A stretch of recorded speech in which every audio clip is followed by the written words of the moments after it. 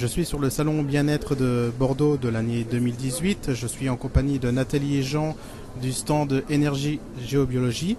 Alors, est-ce que vous pouvez un petit peu nous expliquer ce que c'est que la géobiologie exactement? La géobiologie, c'est la science, en quelque sorte, qui étudie les différents phénomènes présents sur les lieux et qui étudie ces phénomènes qui interviennent sur le vivant. Donc on travaille essentiellement dans les habitations, maisons ou appartements. Donc là c'est au niveau, on va dire, individuel. Après vous avez la géobiologie sacrée aussi qui, elle, intervient dans les lieux sacrés, cathédrales, sites néolithiques, etc. Mais quand on parle de géobiologie, on parle plus souvent de la géobiologie de l'habitat. D'accord. Et quelles sont un petit peu vos techniques pour justement au niveau de la géobiologie? C'est du clair ressenti, des outils spécifiques? On travaille avec le clair ressenti. Et puis, en fait, le clair ressenti, c'est la base. Après, on va pouvoir aussi utiliser pendule. On travaille beaucoup avec les baguettes, baguettes de sourcier. Mais les baguettes de sourcier et le pendule ne fonctionnent qu'à partir du moment où on a du ressenti. C'est juste le prolongement de notre corps, en fait. Et on va travailler ensuite à déterminer les différents phénomènes présents dans la maison ou l'appartement.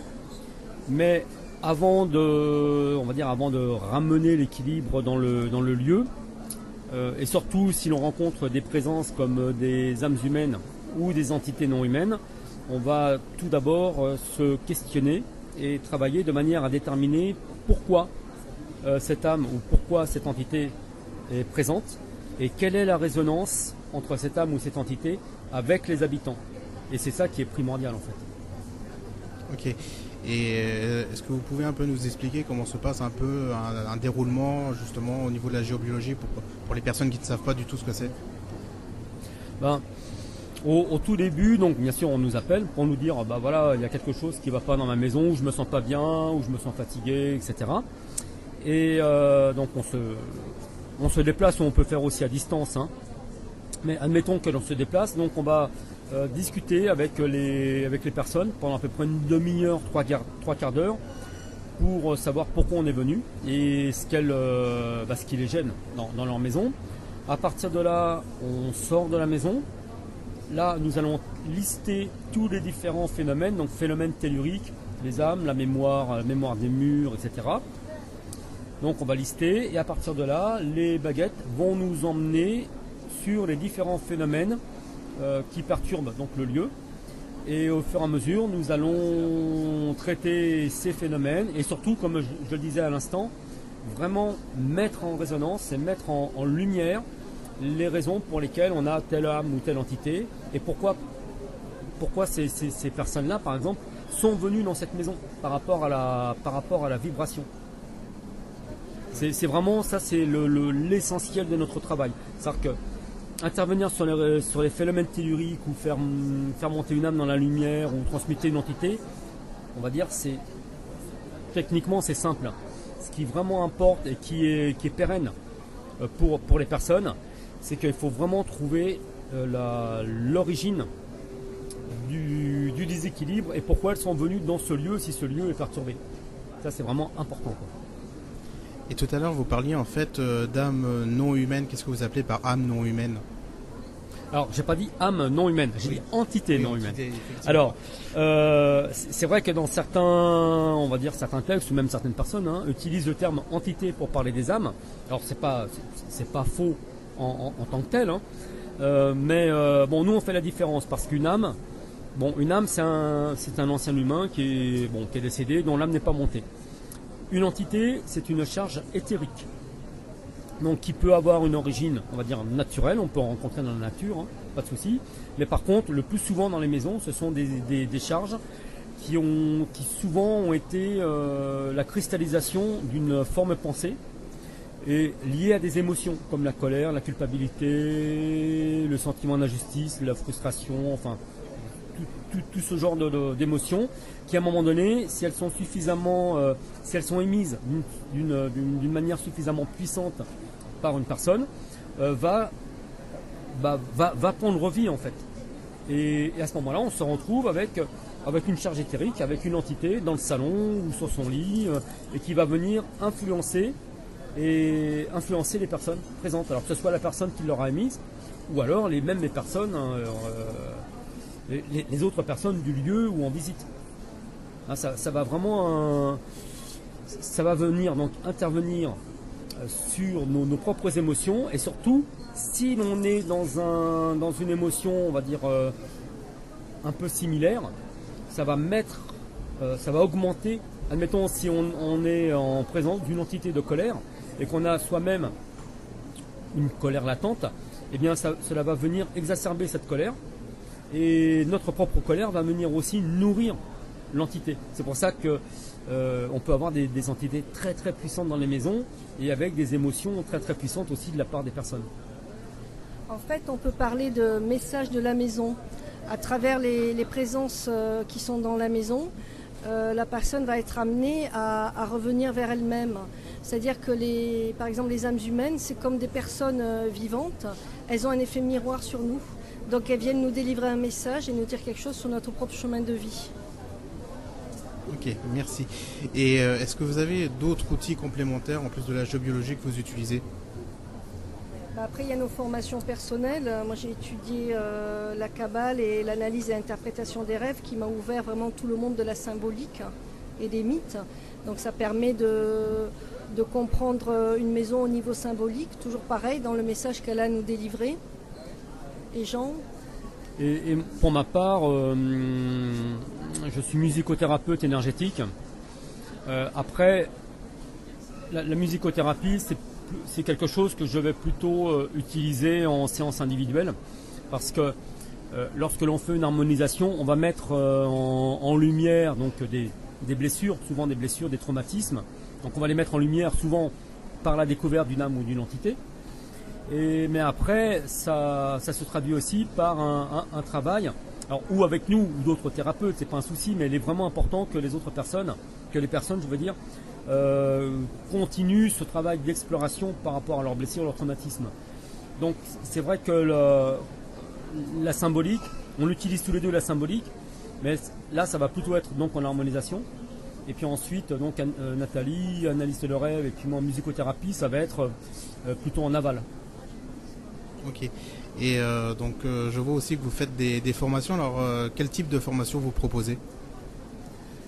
Alors pour les formations, on va dire chronologiquement, mais après on s'est arrangé pour que chaque stage soit indépendant des autres. Chronologiquement, on commence avec un stage de clair ressenti, où l'on apprend donc à ressentir, mais je dirais presque plus à reprendre conscience de nos capacités de ressenti. Hein, parce que souvent on entend parler de dons. Bon, le don, on l'a tous en fait. Hein. Il faut juste simplement remettre de l'ordre dans tout ça, et puis surtout reprendre confiance en soi. Donc on va faire ce stage de clair ressenti, et surtout on va aussi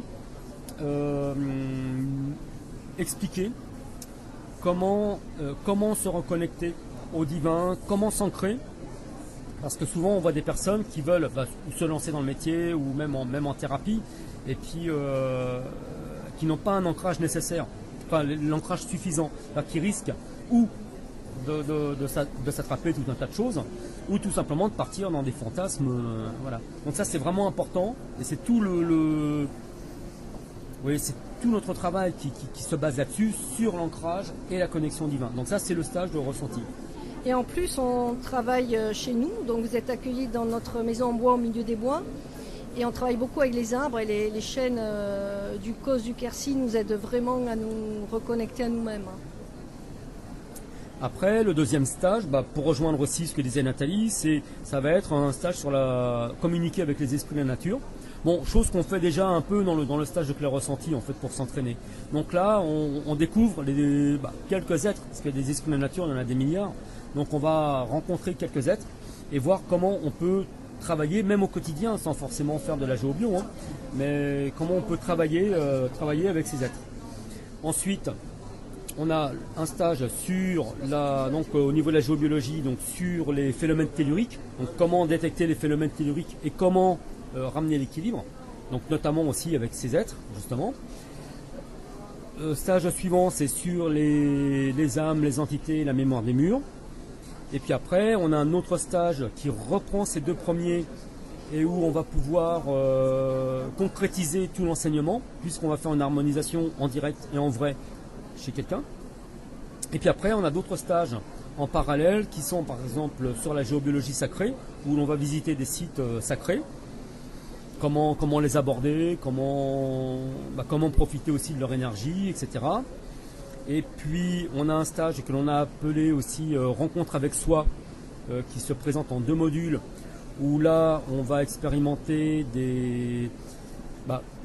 comment travailler sur la mémoire familiale, par exemple, les mémoires familiales, mémoire karmique, l'ego, comment prendre conscience de son ego. On travaille aussi avec le son, enfin bon, tout un tas de pratiques. On revoit encore comment faire pour